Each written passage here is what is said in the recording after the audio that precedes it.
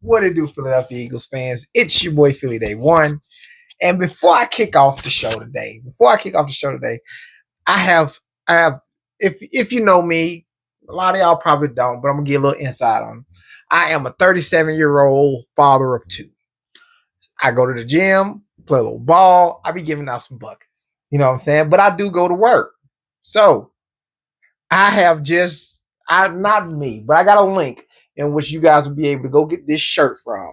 Dope ass shirt. And I say it all the time on the court for the guys who play with me, who've seen me play, who's been around me playing basketball. I say this line almost every day. So check that out. Yeah, I want to, but I got to go to work. You know what I'm saying? And a lot of times, bro, when I'm giving out some buckets, which hey, I'm out there giving out some buckets, like you know what I'm saying. So when I'm out there giving out some buckets, and somebody want to get another game in, you know what I'm saying. I've heard, hey man, go ahead, man, score all the points. Now look, I would like to, but I gotta go to work. You know what I'm saying? If you're in them same shoes, man, you want to give out a bunch of buckets, but you only got an hour to be there. You know what I'm saying? Go get yourself one of these shirts, man. It looks nice. The aesthetics of it is nice. You know what I'm saying? Very fitting shirts, very comfortable. You know what I'm saying? It's very comfortable. So look, go get your shirt, man, and get on this team, man. We want to be out there all day, but we got to go to work. You know what I'm saying? So y'all know what it is, man. Anyway, let's get into some of these topics, man. We have the Dallas Cowboys in under 24 hours. You know what I'm saying? Under 24 hours, we probably be playing by now. So, under 24 hours, we got the Dallas Cowboys. I am not really worried about the Dallas Cowboys. I do like to see what the defense gonna look like. All that set aside, we got Saquon Barkley, who he has some very, he locked in. He got he got links. You know what I'm saying? That was Saquon reached out to a running back that I can guarantee that y'all shocked by. You know what I'm saying? When you realize who this running back is, you're gonna be shocked. Because it shocked me. I was like, what the? It made sense why he reached out to him, but it still shocked me because of who we are. Now, I do have. We are going to talk about T.O. and Hugh Douglas fight.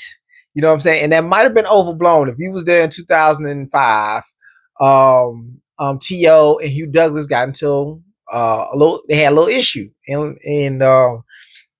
they fought. Like fists were thrown. You know what I'm saying? But we might have overhyped it. And we're going to get into that though. Also, we're gonna stop disrespecting Jay Hurts. You know what I'm saying? We're gonna stop disrespecting Jay Hurts. And Seth Joyner is gonna break it down about as easy as he can, man. I don't know if I can break it down any other way. I don't think I can do it no better than what Seth Joyner did. So we're gonna let him talk to you about it, and see if they can understand it then. If they can finally understand what we're trying to say then, if he said it. So, and last but not least, Nolan Smith breaks down on a podcast. He breaks down what that moment was like in the Super Bowl, finding out that his tricep was torn, and how he got back out.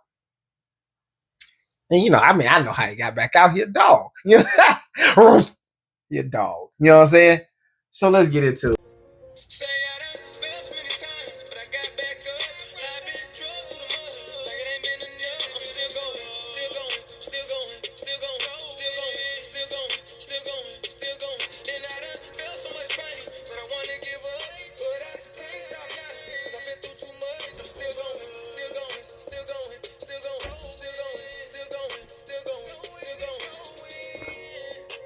First up, let's go ahead to the 94 WIP, where Hugh Douglas explains what actually happened with Terrell Owens and himself. No, listen, let me tell you. There was no bloodshed. No bloodshed. None of that. Okay. I don't know for T.O., but it was I used to call it, I probably can't say it on air because Spike might want to dump it, but we both swung and missed. Right. We both. And when I tell people that story, they never believe it. The most action happened, if you might remember, when we were in the hallway and I was talking to Donovan. And I was talking about what happened, and T.O. went in the hallway and he said, hey, if somebody else wants something, he get some too. And I looked at Donovan Right, exactly. and I said, well, he ain't talking to about me. me. I said, he ain't talking to me. Right. I said, he got to be talking to you. Let's not steer this thing in the wrong direction. No. All I'm saying is, it was. We both have the same account of what's going on. That's what I'm saying. So yeah, it was overhyped. It was overhyped. You know what I'm saying? He said we both swung, we both missed. You know what I'm saying? And ain't no love lost. You know what I'm saying? That kind of stuff happens, man. You know, you most of the time you hear it on like the field or something, but you know, that kind of stuff happened. Man, Terrell Owens was a freak of nature, man. And to hear all the issues that was in the locker room, man, we almost got a championship with Terrell Owens, dog. Like we was this close. I'm always talking about that, bro. We was this close to getting the championship with Terrell Owens. I would have loved that, boy. I'd have loved it. He was eating folks alive on a broken. All right, let's move on before I get into it. All right, let's move on as well. All right. Saquon Barkley reached out to Emmitt Smith to figure out and to kind of pick his brain about how to be consistent. You know, and he said consistency is key, which it is at the running back position. Sometimes you might not see everything. You might not see all the stuff you need to see. You might not do what you need to do. But being consistent can probably take you farther than anything. So let's go ahead and watch the video about him talking to him talking to Emmitt Smith. Let's go. Winning football games and it don't matter how it looks. At this time last year, you said the key word for you was consistency. Is there something you're thinking about this year that's the key for your season? Still, how consistent can I be? I got to, hopefully he doesn't care if I share this, but I was able to talk to probably the most consistent running back of all time and Emmitt, and just try to pick his brain, especially, with the doc that just came out.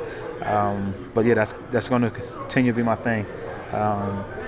It worked for me last year, so I'm not going to go away from it, and it's the little things I have, whether it's my daily planner, going there from being detailed to what I'm doing in my schedule, writing down my small wins, writing the things that I want to accomplish throughout the day. If I could be consistent in that in my life, then consistency is going to show out on the football field. So just continue to be consistent. It's still going to be the theme. Yeah. You know what I'm saying? Hey, I was like, a cowgirl?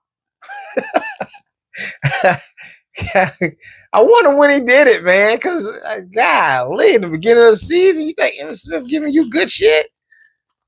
No, you finna play them cowgirls.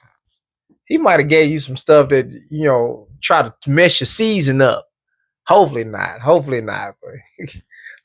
But let's get on to Nolan.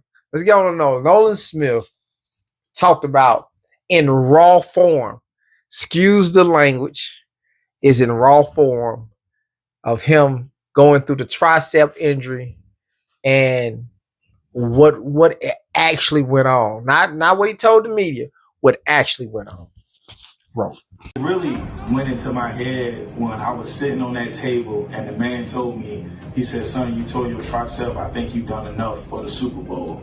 And I said, who the fuck are you to tell me I've done a fucking enough? Fuck you. And I went to Tom and I said, Tom, give me a brace. He said, you sure? I said, I'm not asking you. I'm telling you, give me a brace and I'm going to go back out here and finish this bowl. And I just say, that's just my mentality. It's a dog-eat-dog world. Fucking, I'm not supposed to be here. One day I could end up on the street or fucking back to the port latching boats. And I don't want to do that, not yet. So I'm going to make the most of why I'm here, and I'm going to try to always be a tough person. Yeah, Nolan Smith bring a lot of struggle with him to this team. You know what I'm saying? That he got a chip on his shoulder. And I think that's why he play like that. You know what I'm saying? He play violent. You know what I'm saying? And that's why he play like that. He a dog. You know, and he play like that because he ain't trying to go back to the port. You know what I'm saying? Hey, that might drive him for a long time. Nolan Smith can be really good, man. Really good. And tomorrow night, he gonna give the Dallas Cowboys a fit. A fit. Those tackles are young. Jalix Hunt and Nolan Smith are going. It's gonna be a long night for those tackles because they're real young. You know what I'm saying? Who you was going against Michael Parsons and which these are different kind of players. Not saying that they better than Michael Parsons, but these are different kind of players. They play with a different kind of violence. You know what I'm saying? And y'all might not be ready for that. That's all I'm saying. Okay, look, Seth Joyner went on to the I forget who it was. Maybe it was ESPN. I don't know. But he went on there and he went on there to talk about how folks are moving the goalposts for Jalen Hurts. You know what I'm saying? And he's justifiably right. Like, he's so right, it ain't even funny. You know what I'm saying? So let me play the video. The thing I love about Jalen is people don't give him credit for what he does on the field. Mm-hmm. That 46-yard touchdown to Devontae Smith, that was a check at the line of scrimmage. Not only does he run the offense, no one gives him credit for being able to get them in and out of the right plays. Yeah. Where some of the other quarterbacks, he's so cerebral, he's so smart. Well, what about what Jalen does at the line of scrimmage? Mm-hmm. The other fact is, there was a time in the NFL where the running quarterback, it was said he would never win a Super Bowl. Nobody's talking about the fact that Jalen Hurts is the first running quarterback to win a Super Bowl in the National Football League. Mm-hmm. So, some of these haters and procrastinators and prognosticators and whatever other nader you want to call them, they need to start giving this kid, his prop. Yeah. So I don't see nobody being able to argue with that. It's so many people on there want to talk about what Jalen Hurts has to prove. Nobody's talking about what he's already done. Nobody want to talk about the resume. They want to talk about what's next to accomplish for him, or what he has to prove as far as what he got to accomplish now. He's accomplished more than your favorite quarterbacks. Some of the favorite quarterbacks y'all got out right now. He's accomplished more than all of them. I don't feel no type of way about it. It's always going to be something when you're an Eagles fan. When you're an Eagle, period, it's always going to be something where they try to discredit. Look at Brian Dawkins, and I'm sorry to throw these strays out here. Look at Brian Dawkins. Brian Dawkins has got to be the best safety to ever play the game. He still got records out here. Brian Dawkins still got records out here. And when you're talking safeties, Ed Reed come up, Troy Polamalu come up, but Brian Dawkins get low. He like nobody. There's very few people who bring up Brian Dawkins after that. He'd be like the 6th, 7th safety on when they talking safeties. When you're an Eagle, you're not going to get the credit you really deserve. Even when Brian Westbrook was doing what he was doing before the year where he was actually like the leader in rushing yards and yards from scrimmage, he was good the year before, and then they didn't give him no credit. They waited a whole nother year. You had to put a year in the hole. It's like going to work, trying to get a paycheck. You got to put a whole week in the hole. It's crazy. Look, man, that's all I got for you. Like, comment, subscribe. Look, I want to know what's y'all predictions. What's y'all predictions for this game tomorrow? You know what I'm saying? I'm thinking 28. I'm thinking like 28-14, something like that. Eagles way. You already know. Eagles way. Hey, that's all I got for y'all, man. Go Birds.